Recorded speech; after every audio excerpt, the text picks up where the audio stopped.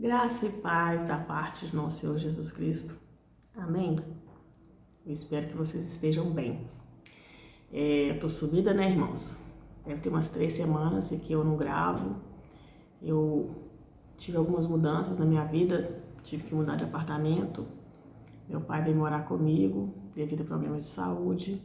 Infelizmente, às vezes acontecem algumas coisas que tiram a gente da nossa rotina, daquilo que nós estamos acostumados. Não é verdade? Mas agora, graças a Deus, nós estamos aqui de novo, neste sábado, para falar um pouco da maravilhosa Palavra de Deus. E o tema que eu tenho para nós hoje é: você sabe o que é tomar a sua cruz para seguir a Cristo? Você já ouviu esse termo? Toma a sua cruz, carrega a sua cruz. Tem até aquela música, né, do Anderson Freire, não rejeite a sua cruz, alguma coisa assim, não despreze a sua cruz, ela tem sua medida, Deus um dia calculou. Mas o que é a nossa cruz? A nossa cruz, será que é o marido? Para quem tem marido? Será que a nossa cruz são os nossos filhos? A nossa cruz é o nosso trabalho? A nossa cruz é aquele vizinho insuportável que a gente tem, que escuta aqueles funk bem alto, que a gente tem vontade de tacar fogo na casa dele? Só a gente mesmo sabe qual é a nossa cruz. E a gente não tem uma cruz só na vida. A vida vai mudando e as cruzes também vão mudando. Então, na verdade, a cruz é aceitar aquilo que o Senhor nos propõe dia a dia. E nós vamos ler uma referência aqui, que está no Evangelho de Mateus, no capítulo 16, a partir do verso 24. Eu vou ler aqui na versão Almeida e atualizada. Então pode ser que esteja um pouquinho diferente da sua. No verso 24, a palavra nos diz assim: então Jesus disse aos seus discípulos: se alguém quer vir após mim, negue a si mesmo, tome a sua cruz e siga-me. Pois quem quiser salvar a sua vida vai perdê-la. E quem perder a sua vida por causa de mim, esse a achará. De que adianta uma pessoa ganhar o mundo inteiro e perder a sua alma? Ou o que dará uma pessoa em troca da sua alma? Porque o Filho do Homem há de vir na glória de seu Pai com os seus anjos e então retribuirá a cada um conforme as suas obras. Em verdade, vos digo que, dos que aqui se encontram, existem alguns que não passarão pela morte antes que vejam o Filho do Homem vir em seu reino. Somente até aqui. Eu gostaria de fazer só 2 comentários antes de continuar com o nosso tema, quando fala aqui no verso 27, que virá, então retribuirá. Algumas pessoas fazem confusão. Essa retribuição que Jesus cita aqui não tem nada a ver com salvação, tá?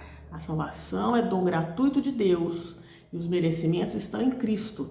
Quando Jesus fala aqui que retribuirá cada um conforme as suas obras, ele está falando dos galardões, das recompensas que os eleitos terão lá na glória com o Senhor. E no verso 28, esse verso causa um pouco de polêmica e algumas pessoas fazem alguma confusão, quando Jesus fala aqui que dos que aqui se encontram, existem alguns que não passarão pela morte até que vejam o Filho do Homem vir no seu reino. Lucas vai dizer até que vejam o reino em poder. E, se eu não me engano, Marcos vai dizer, ou Marcos diz até que vejam o reino em poder, e Lucas vai dizer até que vejam o reino. Então, apesar dos 3 evangelistas terem o finalzinho ali diferente, a forma de escrita, na verdade, Jesus estava se referindo ao capítulo próximo que virá depois, que é a transfiguração, quando Pedro, Tiago e João estiveram com Jesus ali no Monte Hermon e viram Jesus em sua glória e viram Moisés e Elias, né, numa esfera espiritual. Então é disso que Jesus estava falando aqui neste momento. Não estava falando que ninguém viveria para sempre até que ele viesse agora nos tempos finais, não, ele estava falando disso. Mas não é sobre isso que nós vamos falar aqui agora. O nosso tema é esta cruz. E por que eu escolhi falar disso agora? Bom, não é fácil assumir a nossa cruz, né? Eu vou usar agora um exemplo da minha própria vida que eu estou vivendo agora. Eu tive que mudar de casa. Na minha casa vivemos eu e minhas 2 filhas, né? Somente mulheres. Aí viemos aqui para um apartamento maior para poder acolher meu pai. E tivemos que da noite para o dia incluir aqui na nossa vida um homem, né? Idoso, doente, que necessita assim de cuidados igual um bebê. Ele tá ali, né? Dependendo de mim para tudo, de mim e das meninas. Então, meu irmão e minha mãe estão me dando muito suporte, mas eu estou aqui com ele. E isso mudou muito a minha vida. E eu não vou ser aqui hipócrita, eu e meu pai nunca fomos melhores amigos. Nós temos simplesmente aquele laço de família, laço de sangue, mas não somos pessoas próximas. Então, quando ele veio para cá, eu comecei a entrar num grande conflito de pensar, meu Deus, o que eu estou fazendo agora? O que vai ser da minha vida? Por que o Senhor está propondo isso para mim? Mas eu entendo que o Senhor tem sim propósito nisso. E como é muito difícil cuidar de uma pessoa doente, não sei se você já cuidou, mas você deve provavelmente ter convivido com alguém que passou por isso. É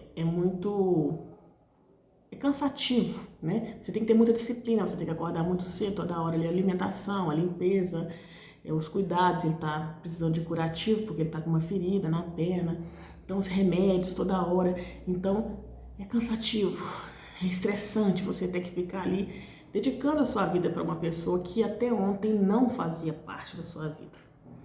Então, eu comecei a entrar em parafuso, sim. Comecei a entrar em desespero, sim. Eu chorei muito. Mas, graças a Deus, Deus coloca sempre pessoas maravilhosas na minha vida. E eu conversando com minha amiga, minha grande amiga, minha parceira de fé, Margarete Laon, que com certeza vai ver esse vídeo. A Margot me deu um grande suporte espiritual, de oração, porque ela ama muito a minha vida e ela é muito importante para mim. E ela me falou que agora está sendo muito difícil, mas que quando terminar, né, quando ele não estiver mais aqui, que pode ser daqui a 10 anos, daqui a 20 anos, ou daqui a um dia, não sei, eu também não posso não estar aqui amanhã, mas quando eu tiver cumprido aquilo que o Senhor me propôs, que eu vou ter alegria em ter obedecido a palavra do Senhor. E eu orando ali na madrugada, questionando mesmo o Senhor, por que, Senhor? Por que comigo? Por que sobrou para mim? Por que eu tenho que passar por isso? Jesus me lembrou desta palavra. Jesus falou para mim, filha, toma tua cruz. É muito fácil vir falar de evangelho aqui no YouTube. É muito fácil falar do evangelho no Facebook. É muito fácil até mesmo subir no púlpito, pegar uma palavra, estudá-la e pregá-la. Isso é muito fácil. Para mim é muito fácil. Eu tenho muita habilidade de fazer isso. Mas praticar o evangelho como Jesus realmente nos orienta, isso é muito difícil. Obedecer ele arrisca, quando custa o seu sono, quando custa a sua saúde, porque né, eu tenho a coluna toda ruim, eu fiquei com a minha coluna toda quebrada, precisei tomar remédio, e mesmo sentindo dor, aí dando banho nele, cuidando dele, e cumprindo as minhas funções, como filha, como cristã que sou, não tem sido fácil. E aí Jesus, ao me lembrar desta palavra na madrugada, ele me disse, quando estiver muito difícil, quando você não estiver dando conta mais de fazer, lembre-se que você deve fazer como se fosse para mim. Toda vez que você for levantar para fazer alguma coisa por ele, que você for ter trabalho, que você for sentir dores, que você estiver cansada, esgotada, lembre-se que é para mim que você faz. E agora eu coloco isso em prática. E eu dou esse conselho também para você. Tem alguma coisa na sua vida que está muito difícil de fazer? Tem alguma cruz que está difícil de carregar? Talvez uma pessoa, talvez uma situação, talvez um problema, um trabalho. Questões que muitas vezes a gente é colocado a fazer, mas que a gente não estava preparado, que a gente não estava nem um pouco a fim de fazer. Faça isso como se fosse para o Senhor. E eu posso te falar de cadeira, que fica bem mais suave. Tenha parceiros de orações, pessoas que cubram a sua vida. Eu não tenho só a Margarete, eu tenho a Raquel, eu tenho José Eduardo, eu tenho tantas pessoas que cobrem a minha vida de oração. E que essas pessoas me dão suporte para aguentar este tempo que eu estou passando. Mas o maior suporte que eu tenho é esse. Fazer como se fosse para o Senhor. Porque se fosse Jesus deitado ali naquela cama, Eu passaria o resto da vida sem dormir, sem comer, sem nada, por amor a Jesus. E talvez ele não esteja ali em carne, mas ele disse que tudo que nós fizéssemos aos pequeninos é a ele que faríamos. E nesse momento, meu Pai é Jesus aqui na minha casa. Então essa é a palavra que eu quero deixar para você nessa tarde, nesse início de noite de sábado. Se tem alguma coisa muito difícil para você fazer e que você não suporta fazer, com as suas forças você não dá conta, faça como se fosse para o Senhor, que vai ficar mais fácil. Que Deus te abençoe, que você tenha um final de semana abençoado. Fique na paz.